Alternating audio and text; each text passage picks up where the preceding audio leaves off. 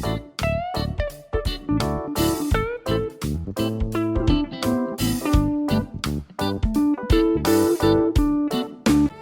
Everyone, beetroot Cola உருண்டை செய்கிறதுக்கு masala ready பண்ணலாம் வாங்க.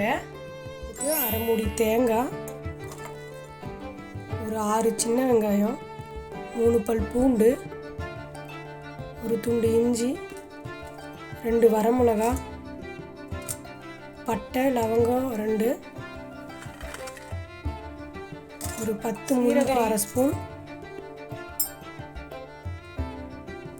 சோம்பு 1/2 ஸ்பூன், ஒரு 3 ஸ்பூன் பொட்டுக்கடலை,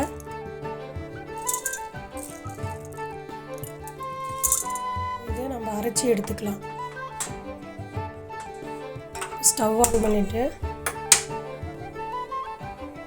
எண்ணெய் ஒரு ஸ்பூன் ஊற்றிக்கலாம். வச்சுருந்த பீட்ரூட்டை இதில் வறுத்து எடுத்துக்கலாம்.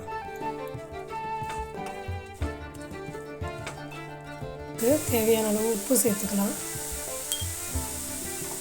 சேர்த்துட்டு நல்லா நம்ம இதை நல்லா வதக்கணும். நம்ம ஒரு 5 நிமிஷம் வதக்கி எடுத்துக்கணும்.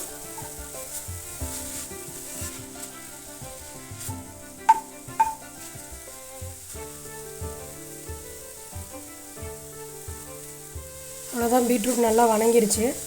இப்போ நம்ம அரைச்சி வச்சுருந்த மசாலாவை சேர்த்து ஒரு 5 நிமிஷம் வதக்கிக்கலாம்.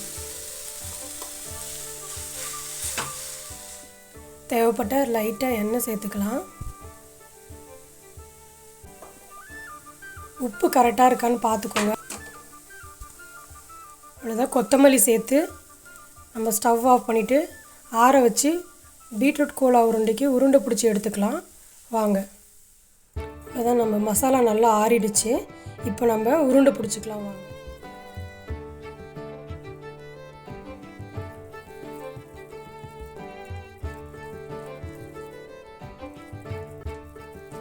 உருட்டியாச்சு. இப்போ நம்ம கடாயில் எண்ணெய் ஊற்றி பொரிக்கலாம் வாங்க. எண்ணெய் சூடாயிருச்சு. இப்போ நம்ம கோலா உருண்டையை அடுப்பை சிம்மில் வச்சுட்டு நல்லா பொரித்து எடுத்துக்கலாம்.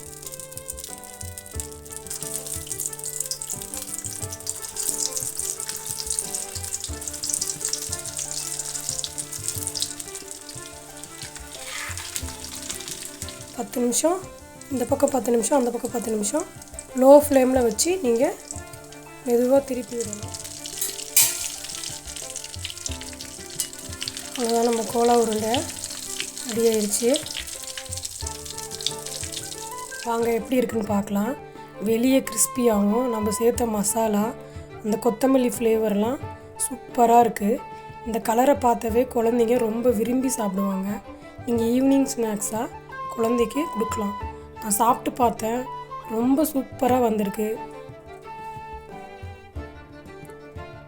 ஹாய் எவ்ரிவன், நீங்கள் இந்த பீட்ரூட் கோலா உருண்டையை செஞ்சு பாருங்கள்.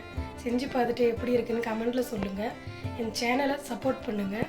அப்புறம் சேனலை சப்ஸ்கிரைப் பண்ணாமல் நிறைய பேர் பார்க்குறீங்க. சப்ஸ்கிரைப் பண்ணிவிட்டு பாருங்கள். அப்போ தான் நான் போடுற எல்லா வீடியோவும் உங்களுக்கு வரும். நெக்ஸ்ட் வீடியோவில் சந்திக்கலாம். பாய்.